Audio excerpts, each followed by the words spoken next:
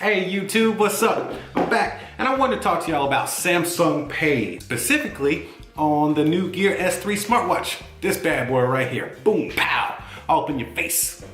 Anyways, I have enjoyed using Samsung Pay ever since I had my Note 7 RIP. Watch my video on it.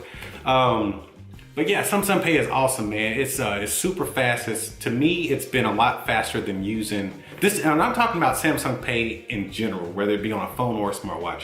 But Samsung Pay, it's faster, in my opinion, than using your card, especially if you have one of those chips.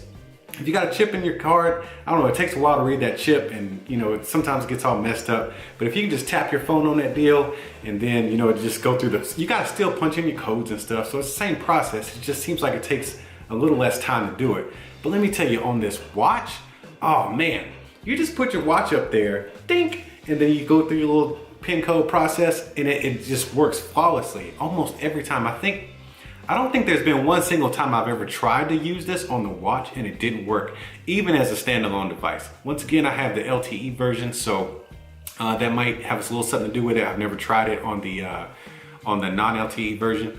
My wife has a Gear S2 and she tried it. My wife has a Gear S2 and she tried it connected to her phone. It didn't quite work out, but then again, that's my wife's stuff. You know, my wife's stuff never works. When it comes to technology, she just breaks it, you know, it just never works for her. So I can't really vouch for that one. We'll see how that goes on our second trial. But as far as the Gear S3 smartwatch, it's been an excellent experience so far. I'm gonna go ahead and take the watch off so you can see what I'm talking about here. Bear with me.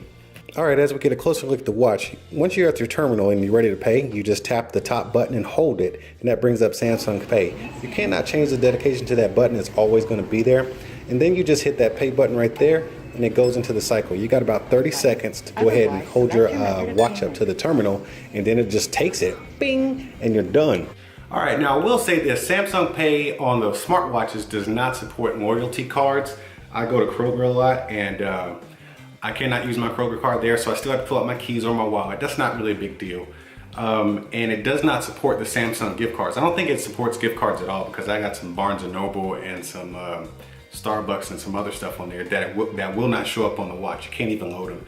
But I'm pretty sure, you know, since this is a new thing, they'll go ahead and update it at some point. So stay tuned. You know, Samsung is always working on their stuff. But other than that, man, it's been a very flawless experience.